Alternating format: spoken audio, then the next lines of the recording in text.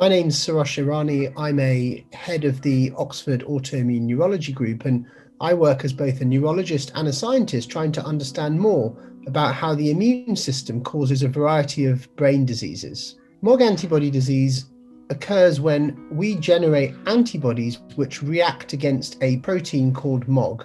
Normally, we generate antibodies to fight off infection, and we all know this in the COVID era. But occasionally, those antibodies turn rogue, and instead of targeting a foreign invader such as COVID, they target our own body. And when that part of our own body is MOG, then it causes problems in our nervous system.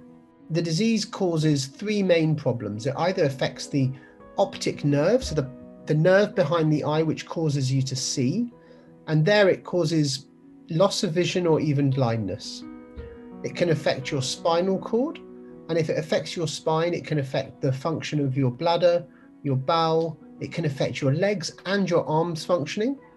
And the third place it can affect is your brain more widely, often called encephalitis, or in this context, often called acute disseminated encephalomyelitis, a condition where people are confused, often have a reduced conscious level and can be comatose. Up until the age of 4, Abbie was the most lively and confident child that you could ever meet. She loved socialising, she loved being outdoors, she loved to do cartwheels. We would be walking through a shop and she would be cartwheeling the whole way through. When Abbie was 4, she had encephalomyelitis, which is a brain inflammation disease that's caused from a viral infection. And then when Abbie was 8, her vision began to deteriorate, so I took her to the local eye hospital and the consultant said that she had damage on her optic nerves and he registered her as partially sighted. I got in contact with her consultant at Great Ormond Street and they did some tests and discovered she has MOG antibody disease. Since diagnosis, Abbie's had multiple relapses. She's had optic neuritis, seizures, mobility problems.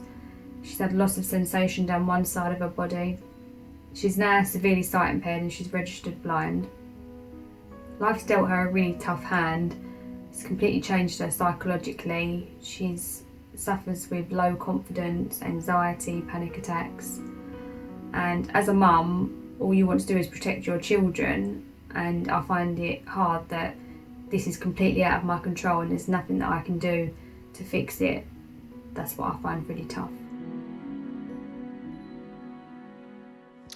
Our son's only had the one attack, so he's in the fortunate position of not needing to go onto a long-term medication. But imagine having some science to back up that decision not to go onto preventative. It would feel an awful lot less like playing Russian roulette, and it would give us incredible peace of mind. Please. Where's the funny feeling? Please. Help, please. I know, sweetheart. It's okay, don't do it. I know. Please, Listen, Mum, please. the doctors and the nurses are helping.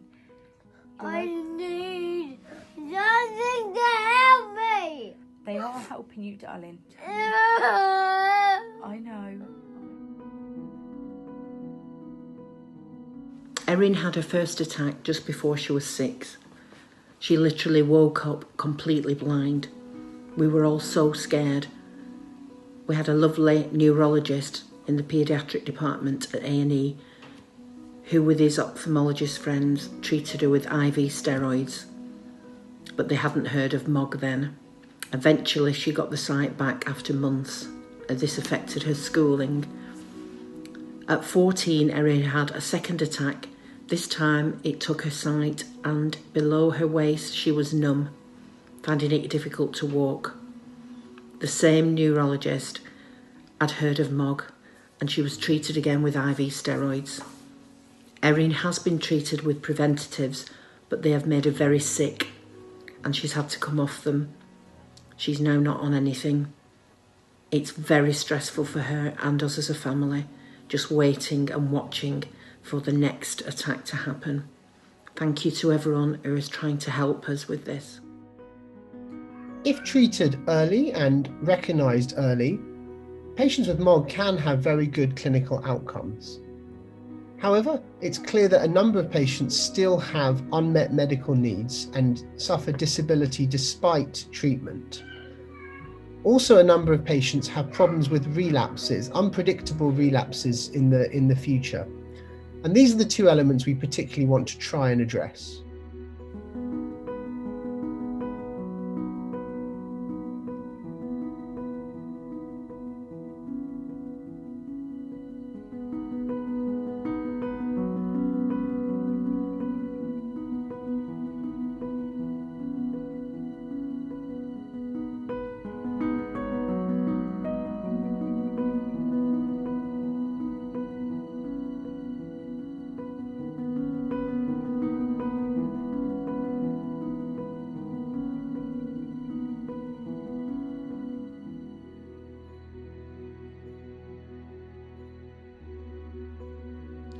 I'd just like to say a massive thank you to these doctors for all of this research that they're putting in, really changing the lives of these MOG patients, so thank you. MOG is a really hard thing to go through. It felt really embarrassing being different.